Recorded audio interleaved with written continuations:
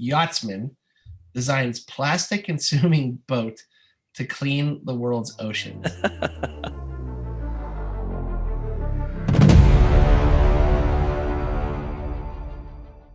Hello, ladies and gentlemen. Today is February 3rd, 2021. I'm Eric Planey. Hello, I'm Lucas Finko. On this very cold, blizzardy week in the Northeast, we are the Pirates of Clean Tech. Yarr! Yarr. I don't know, and I can't even get like blizzardy out of my mouth. Get your R in blizzardy R. This is going to be a tough podcast today, I suspect. Oh, maybe for you. I'm having a good day. So playing in the snow, enjoying our 30 inches, which is awesome. So yeah, we had about 20. I wouldn't say we had 30. So that's just mind blowing to get 30 inches.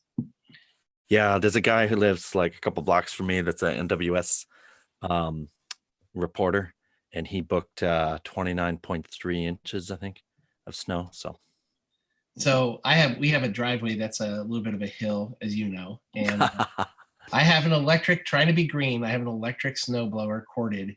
And let me tell you, after like 5-6 inches, that does not do the job. My neighbor across the street, she inherited this snowblower that I'm pretty convinced Stalin used to advance the Russian front in 1943. She came over, she did about 3/4 of the neighborhood in about the time that I can get most of my driveway done. So does it have a hamster wheel in it? Well, how does it run?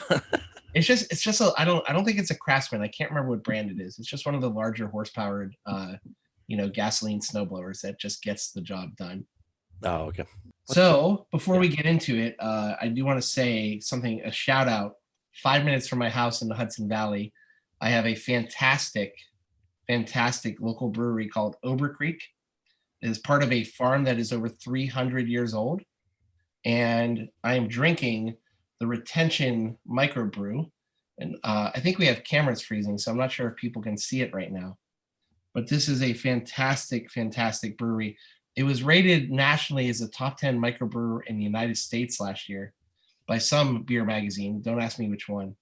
But if you have a chance, overcreekbrewery.com, and you will find some really good stuff.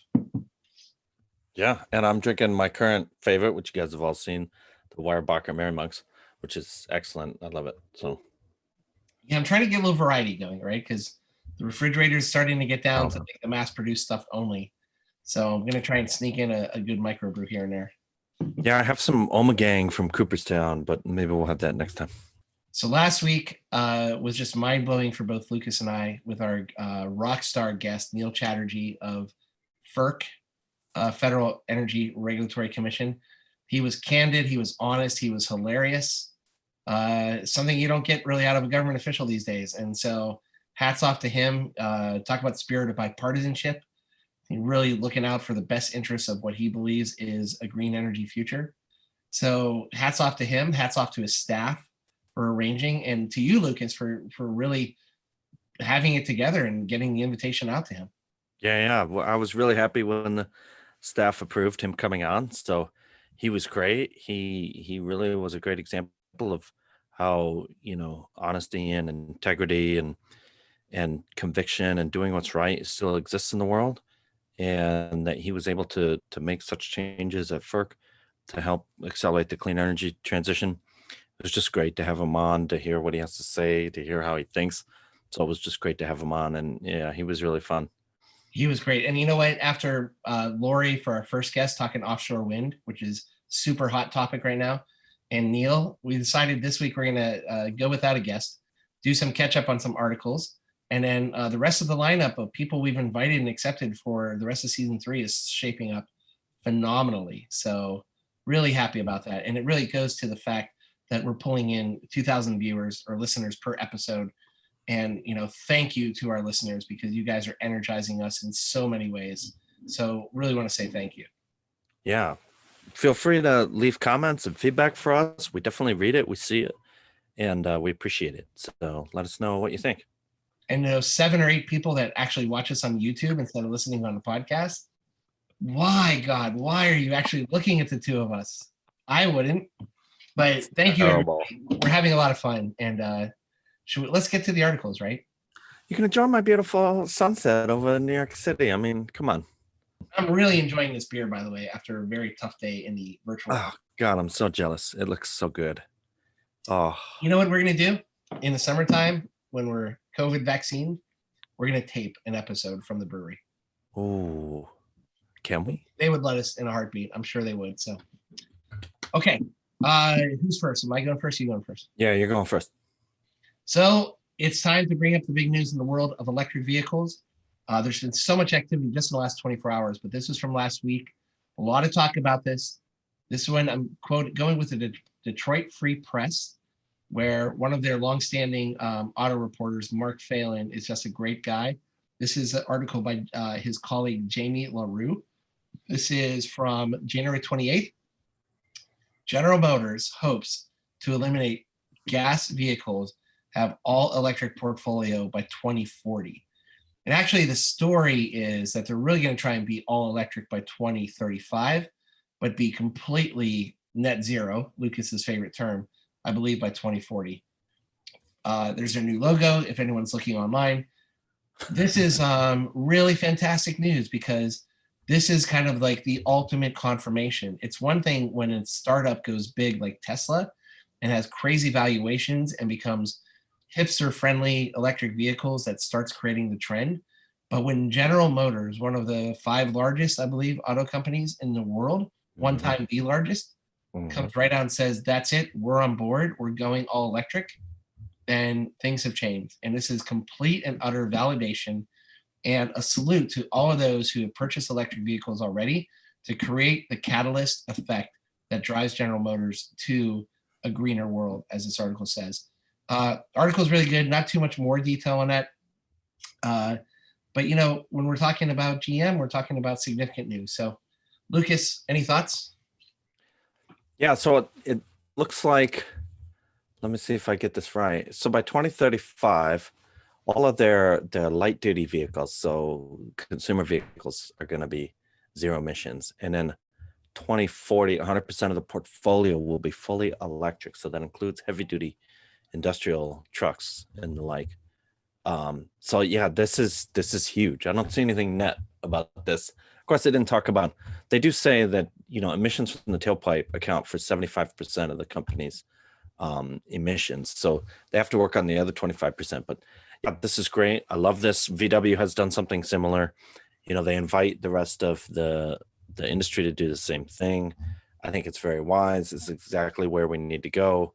So it's good to see. So definitely applaud this. Yeah. Yeah. And, you know, look, this is a win-win too, because the reality is once the battery technology gets to where it needs to be, and we're certainly trending that direction, you know, the cost of building an electric vehicle is probably going to be lower than building an ICE, internal combustion engine vehicle. We all know that. We accept it. You know, it's a different type of technology and it's a different driving experience, but it is a great driving experience. So this is a great way to start a podcast today. Yep. And then, you know, there's less moving parts. So there's Good. less maintenance, there's less everything. So it's much easier to make, build, maintain, everything. Right. And, you know, that's a great point. We've talked about it before. For those consumers that are leery of spending that extra money on a premium, you know, for an electric vehicle relative to its ICE counterpart right now, don't forget about that cost of maintenance, because as time goes on, you're going to recoup that premium and then probably save even more if you hold on to your vehicle for a long time. Yeah, big time. Okay, next. Yeah, this one is January 28th also. And by the way, this was the 35th anniversary on January 28th of the Challenger explosion. For me, that's kind of mind-blowing. We certainly remember the brave astronauts of Challenger and Columbia and the 3 that passed away in the late 60s. You know, they advanced technology. NASA does a lot for green energy in terms of what they developed from an R&D standpoint. So just want to bring that up. Yep, Terry McAuliffe, right, was the teacher. There was a teacher that was on board. Krista McAuliffe, yeah. I know my first grade teacher, she signed up to that program and she made like the second cut, but she didn't make the final cut. So it was very personal for us. We watched that in class and the teacher turned it off, like, and we were like, what happened? What was that? If anybody wants to really remember an incredible bipartisan moment, I recommend from the evening of the disaster watching President Reagan's speech from the Oval Office. It's only about 10 minutes long, but it is incredible statesmanship and leadership. And he was very cognizant of the fact that a lot of school children were watching that disaster because of the fact that there was a civilian school teacher going up. And he said some beautiful words to the children. So anybody who just wants to remember what genteel politics is all about, go ahead and watch that speech. You'll feel better for the evening. Yeah. Okay. Sorry. All right. So we digress. Seeking Alpha, really good, interesting financial website, always talking about investment. Solid state batteries, all aboard the hype train. I like this one. Gets a little biting. January 28th, 2021. I'm going to read the bullet point summary, and then we'll go from there. Summary, quote, there are various challenges that are stunting solid state battery growth, but developers are making strong progress against them. This particular article will cover a diverse range of solid state battery developers that have had promising results while testing battery chemistries. New bullet, the first EV implementation may begin as soon as 2024 with batteries from Solid Power in cars sold by Ford, Hyundai, or BMW. I don't anticipate mass commercialization of the technology until 2027, says the author, as they will debut in limited quantities as luxury EVs at launch. And then last bullet point, QuantumScape has been making big waves, but its popularity is not indicative of any advantage it holds over its peers. And full disclosure time, I am an investor in a company that is doing solid state battery research. So for me, this is personally intriguing, but I also think it's something we need to be following in the world of electric vehicles. Lithium ion in their current state are fantastic, but we know that there's corrosion issues, there's safety issues. There's so far that automakers have been doing a very good job of making them a safer battery, but ultimately, we need to look at other solutions as time goes on to really get performance, efficiency, and sustainability in terms of manufacturing process and recycling process. So I really like this article. It kind of sets a realistic tone because there is starting to get a lot of hype out there about solid state batteries and when they're going to come into place. Lucas is kind of scrolling down. There's some really good diagrams that really kind of show the differences in terms of volatility visibly between a liquid lithium ion battery and a solid state counterpart. There's a lot of companies that are fighting to get into this. They're doing a lot of research. There's a lot of talk. The OEMs are all positioning themselves to have access to solid state technology as a hedge, but they're also investing right now in existing lithium ion infrastructure. So I agree with the premise by the author here, which is even though people are talking about 2024, I think it's going to be very rare that you're going to see a solid state battery. I think personally, just given all the investment in existing infrastructure and trying to get a return on that investment, you're going to see more incremental improvements to an existing lithium ion battery than you do in terms of an all new solid state rollout. But I'm very confident that solid state is going to be the future. So I wanted to throw that out there. A great story, recommend reading it. So, I mean, I love the promise of solid state batteries. I mean, that one graph shows that it's going to be more energy dense and it's going to be lighter and smaller. So the technology and the promise is there. But what I've seen, and I've dug into this a little bit, is just the practicality and some of the engineering and practicality of the engineering just is providing a barrier right now. So I am not super excited about the prospects for solid state. So I have not invested in solid state technology at this point because I just don't. I mean, much like fusion, I just think there are some engineering challenges that haven't been solved yet. And once I see those solved, maybe I would jump in. But so I'm still in a wait and see mode on solid state batteries. Yeah, I think there's a layer between ourselves as investors and the companies that are mentioned in this article debuting technology. And what I mean by that is if any of these particular companies really begin to make it big, of course they can IPO, they can SPAC, which is all the trendy things. But there's a lot of existing battery manufacturers, your Panasonics, your LGs, your Teslas, that may simply, or even the OEMs themselves that may acquire these companies. And they're going to say, okay, they're the ones watching with a very thoroughly researched eye on which companies are winners and losers. And Right. so I am going to give the benefit of the doubt to those players to make smart decisions when the timing is right. I'm just very happy that lithium ion in its current state is really advancing in terms of range and cost, because it's making it competitive with ICE. And you wouldn't have a General Motors staking the reputation of its company on a 2035 bet if they didn't feel that they couldn't get there with existing technology. So Agreed. I think it's something to take in mind. Again, I'm biased. I've got a little kick-ass company in Massachusetts doing some incredible things, and I suspect they will continue to do so. But I think holistically, existing lithium ion is going to have a lot of improvements that'll be competitive with the rollout of solid state. Yeah, well, no doubt. This is only make it better. Yeah. Well, exactly. A lot of options. All right. I'm really enjoying this beer, by the way. Yeah, I hate you. No, you don't hate me. Normally you have the good stuff, and I'm like, drinking like. I know. I'm so jealous. Save me one, would you? So this is the one I have of this, and I've got another one. We have a special guest coming up in a week or two, who I think is also a beer connoisseur. So I'm saving it for that episode. Ooh. Forbes magazine. Mike Scott, who I think we've actually had articles of his on before. I don't see a date, but it's probably within the last week.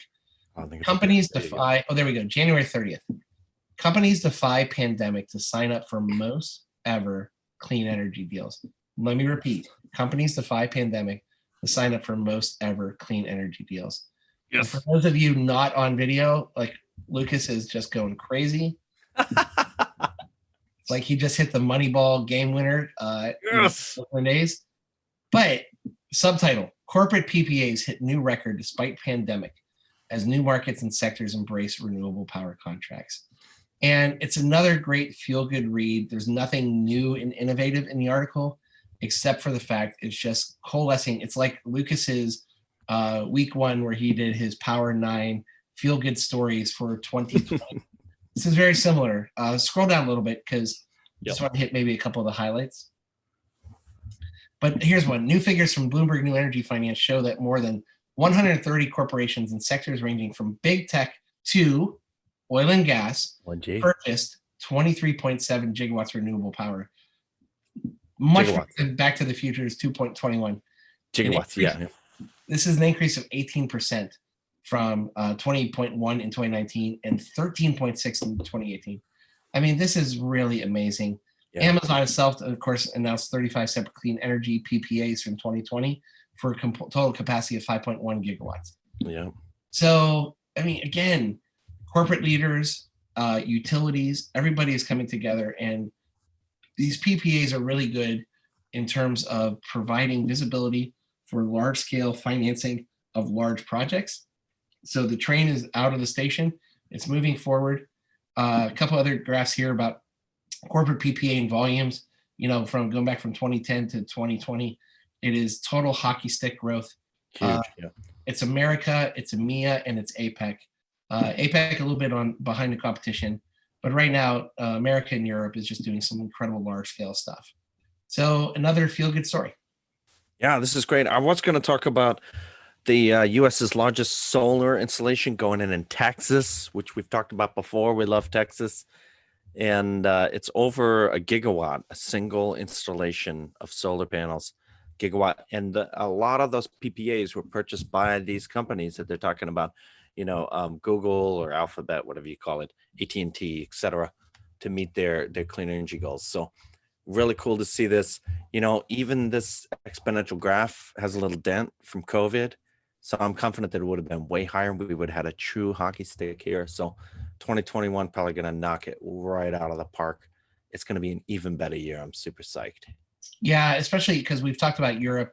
Europe is using stimulus out of COVID towards large scale and technology incubation in clean energy. President Biden looks like he's going to do the same. And actually, that gives me a second to pause. We've had, I think Audrey Lee was one of our guests in season 2, who was with Clean Energy for Biden. They made a series of announcements this week. They are keeping the organization, but changing their name to now Clean Energy for America.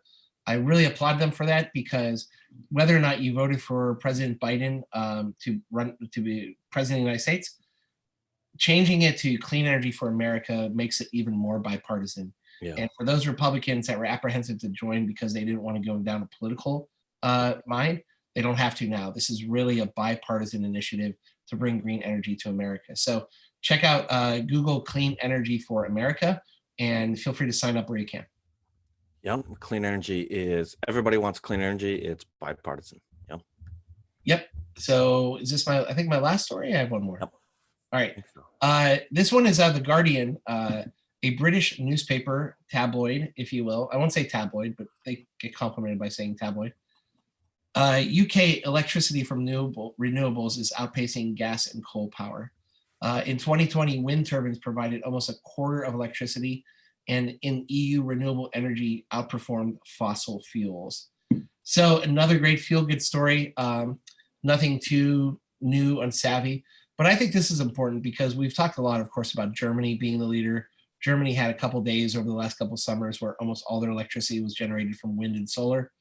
You know, UK, I think, sometimes still has a reputation for being like the dirty coal ovens of Liverpool and Newcastle, having soot in the sky from all the coal they burn for heat and electricity. It's changing in the UK, just like everybody else. And a great story out of The Guardian that, electricity from gas-fired power plants fell to a 5-year low to 37% of UK's electricity, while coal power plants, listen to this, coal power plants made up just 2%. So, this is another story where I think we're not talking about anything new in like technology, but we're talking about something incredibly powerful in terms of momentum. And I like this story. Yeah. Let me unmute. Okay. Yeah. So, yeah, I like this story too. It's good. It's good to see. So it looks like Boris Johnson has a 40 gigawatts by 2030 offshore wind target. So there's more to come. This is super exciting. Yeah, one thing we should talk about here, they have a definition for bioenergy that includes wood pellets, and I guess that makes up 12% of the UK's electricity generation. Yeah, wow. Pretty amazing to think 12% of a large country like that. Yeah. So a lot of people would argue whether or not that's truly green, but if it's a sustainable way in which those wood pellets are developed, Right. then it certainly could be considered that way. Right. If you pull the carbon out of the atmosphere and then you burn it, that's sustainable. Totally agree. Yeah. Okay. You got one more. All right. Yahoo News from, I think this was last week. All right. January 29th. Yachtsman designs plastic consuming boat to clean the world's oceans. I mean, God almighty, this is where innovation, and innovation is not just an American thing. We like to think it is, but imagine designing a really cool, it almost looks like a catamaran, and I think it has some. It is, yeah. And it just can go in and it just detects plastic and it sucks it up. I mean, that's like freaking awesome. And like you can do it in like James Bond villain style. I mean, this is incredible. So go to Yahoo, look up Yachtsman design plastic consuming boat. Look at the video that they have, which is hysterical. I mean, this thing is a massive, massive facility. It really is worth looking at. Again, it reminds me of last week's article. We were talking about Siemens Gamesa putting hydrogen electrolyzers right in the wind turbine itself into the tower. Here we go. Another example of great innovation. Lucas, what are you thinking? Yeah, this is awesome. I mean, the boat itself obviously would have a sail, so it would be powered by wind. And they're talking about waste to energy also. So it's possible that you could, use some bacteria, chew it up, and spit out some natural gas, and then you'd have fuel out of it too, biofuel. So this is just amazing. The Manta could collect over 6,600 pounds of plastic each hour and would be in sea around 250 days of the year. Yeah. And I think we've talked about it in this article briefly mentions there's that belt in the Pacific Ocean based on currents, in which in the middle of the Pacific Ocean is almost like an island of plastic and debris. Yeah. You park a couple of these there, then all of a sudden you're tackling the problem. Yeah, and it looks like they're gonna not only do the waste to energy on the boat, they're gonna then consume the energy to drive the propellers to push the boat forward, and they're gonna have solar panels and sails.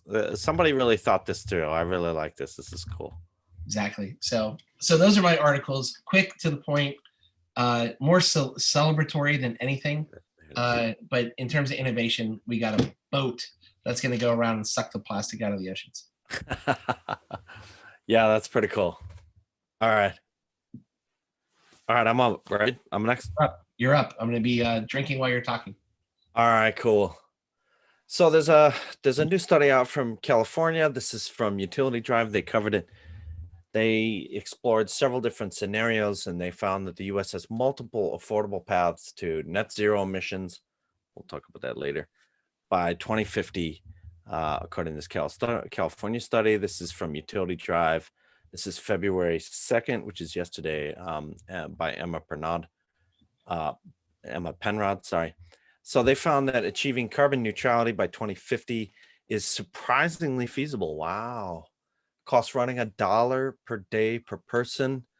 When they put it that way, it sounds very affordable, right? But that's what, about $30 a month it might add to your utility bill.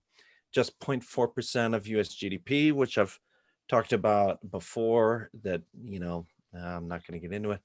So this was funded by the University of San Francisco, Department of Energy's LBNL over in Berkeley, and consulting firm Evolved Energy Research. Really interesting. They found that you could easily eliminate 65 to 75% of emissions by 2035. And the big thing I wanted to point out here, because we've talked about this on the show, and we don't want people to get, too crazy with decarbonization, because if you get in too hard, too fast, and push too hard, you'll cause problems and you'll get blowback. And they found the exact same thing. So I always love studies that confirm what we've been saying, Eric. So they say that, look, don't push too hard, too fast. Don't target 100% too early. Let's have a reasonable target by 2030, 2035 that we know we can achieve. Let's get to 65, 75%. And then we can reset in 2035 and say, okay, where is technology at now? Where are things going? What didn't we understand 15 years ago? Now we can set a 90, 95% target and then do the same thing, when we get there. Say, okay, now that we're 90, 95%, what technologies do we have? What surprises came up? And how do we get to 100? So they talk about this, that if you push too hard, too fast, there will be blowback and ultimately will be abandoned. So that would be the worst outcome. And they warn to avoid this kind of hard line, 100% decarbonization immediately kind of position, and to go with a progressive can-do target for the future. So I really like this study. This is exactly what we've been saying. So it's really good to see this.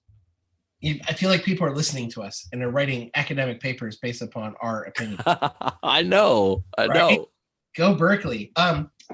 So I like this article a lot as well. And it goes back to, just to complement your point, Lucas, we've talked about the fact that we're going in so many different directions to find a way to get to 2050 targets that sometimes I worry about capital allocation being inefficient, and that's going to have an opportunity cost heading towards efficiency.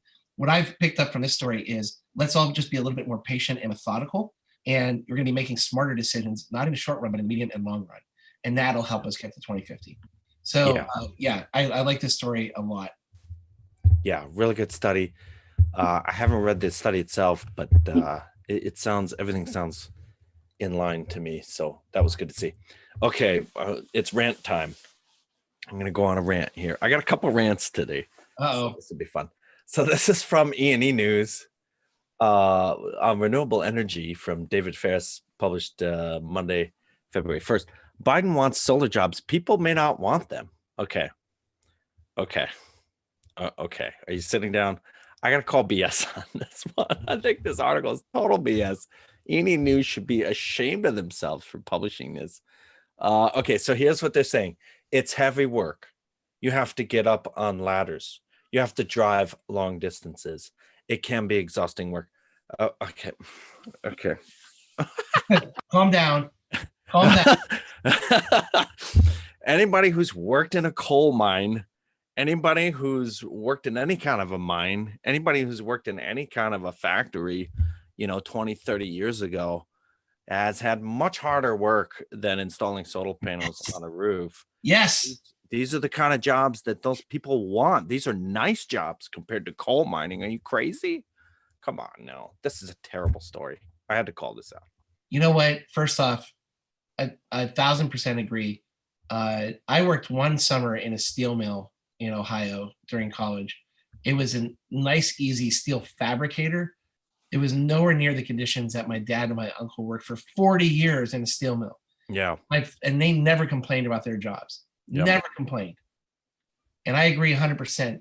We have a work ethic in this country that needs to be rediscovered. Yeah. We've lost a little bit of it, I'll admit that, but there are good people willing to work for it. And also, I'm going to go off a little bit here. This is why immigration is essential, a smart immigration policy, because when we bring the best and the brightest and the hardest workers to our country, we are better for it. Yeah. And there people are going to be working in solar jobs. Didn't anybody see the movie Office Space? When they burned down the facility and the main character, Berger, I love Berger from Sex and the City, can't remember his real name. And he ends up happy as hell because he's working outdoors on a construction site. Yep. That's exactly right. You're right to call BS on this article. Yep. That's exactly what this is. Yeah, look at these guys. Did they look like they're having a hard time? I mean, come on, and they're installing clean energy. What could be better? I don't understand. Okay, moving on. Sorry. So this is out of my home state, Wisconsin. My heart is still in Wisconsin Public Radio. A lot of action happening in Wisconsin. Alliant Energy announces it will shut down its last coal plant in Wisconsin. It will close by the end of 2024. Yay! Thank you, Danielle Kading, for bringing us this on February 2nd. Cheers. Cheers, Danielle. Good work. Cheers. 1.1 gigawatt coal plant in Columbia County. Yes. So very happy. Good job, Wisconsin. Keep it up. You've been in the news. We love you. Keep it going. Yeah, that's all I have to say. I agree with that. And let's continue it to our last article. We certainly recognize that coal plants employ a lot of people. So I really, truly hope that the utility and government officials are not just paying lip service to this, but are transitioning people to clean energy jobs. Because we know from other articles we've read, Wisconsin is very proactive in building a clean energy economy. So they should be working to help people who are victims of shutdowns from coal plants into new types of clean energy jobs. We don't want to just say it, we want to see it happen. We're doers. We're Midwesterners. We want to get things done and we want to take care of our neighbors. So it's a great story. Wisconsin's doing a lot. I wish my home state, which began with O and ends in Ohio, would pay attention to what a state like Wisconsin is doing. Let's get on it, folks. They got a little bit of a nuclear mess they got to clean up first, but we won't talk about it. We're not going to talk about it. There's a lot of nuclear messes we won't be talking about, but we'll get there. All right, so here's another one to file away in the it seems like everyone's listening to us category. I don't know, did I have a rant about ExxonMobil? I planned to have a rant about ExxonMobil and their terrible earnings report and the thing that was terrible about it, man, it's not revenues and earnings, whatever. It was the drastic decline in their capital program. They can't find any good investments because they're stuck in oil and gas.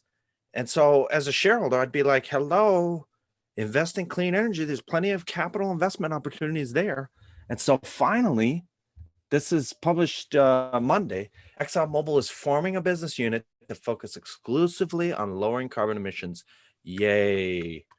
Thank you, ExxonMobil. Welcome to the party. Welcome to the clean energy transition. We welcome you with open arms. We forgive all that stuff that happened before. Never mind about that. Thank you, Christopher Matthews, for bringing this story to us. Welcome, ExxonMobil. We're happy to have you. You know, it's funny. I'm going to compliment the story, compliment your finding it. I got into an argument with somebody on Facebook about electric vehicles, and someone said, "Oh, you don't understand how dirty of a process it is to make that electric vehicle. It's way dirtier than making a conventional car." And my response to him is, you know what? Why don't you factor in the cost of making gasoline from an environmental impact standpoint when factoring in the cost of making that ICE? And then let's start talking apples to apples.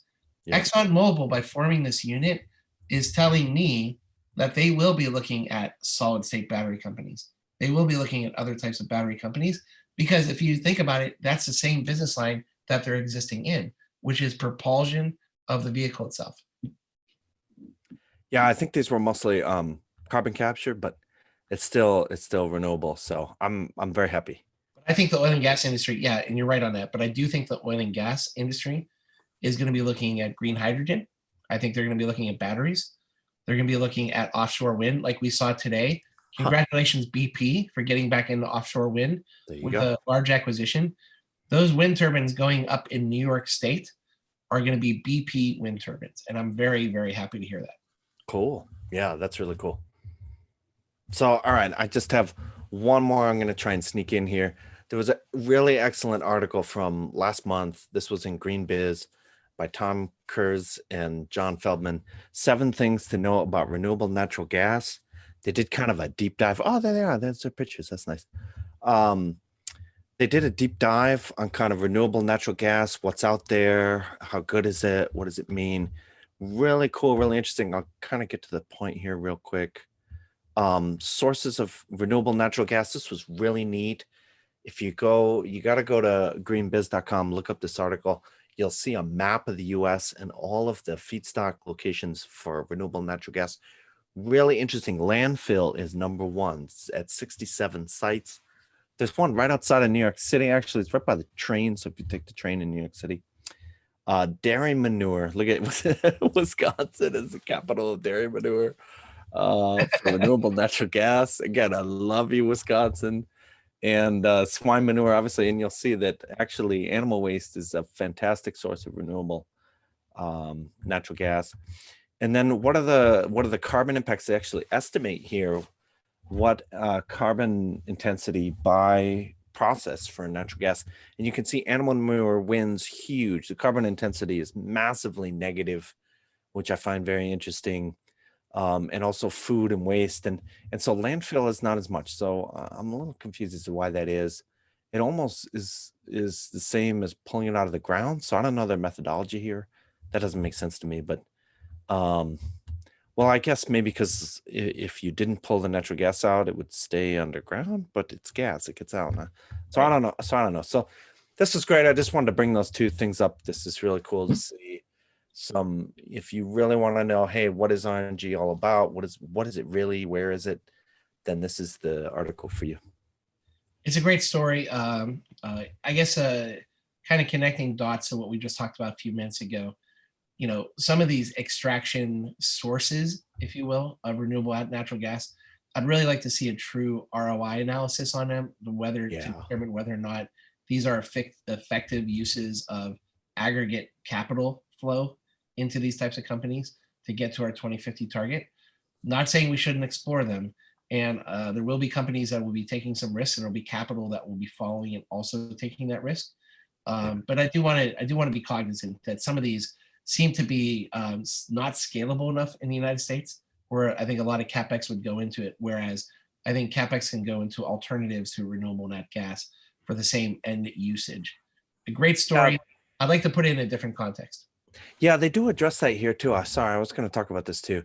They estimate that you could produce as much as 2,200 billion cubic feet, which would be 11% of our current natural gas consumption. So if you have that and you have a little bit of extraction from the ground with CCS, I mean, you're easily in the 10, 12, 15, 20% range for natural gas, which is way more than we're estimating, right, on the renewable side. So you only need to get to 80% renewables, and then you can cover the rest with renewable natural gas and CCS. So yeah, it's interesting to see how all the pieces can fall together, right? So in 2035, it may seem easy. I don't know. Yeah, but let me put it. Let me be devil's advocate, because that's great. That's a eye-popping number, 11%. It makes you think, wow, we need to be all in on this. But what are we talking about with green hydrogen?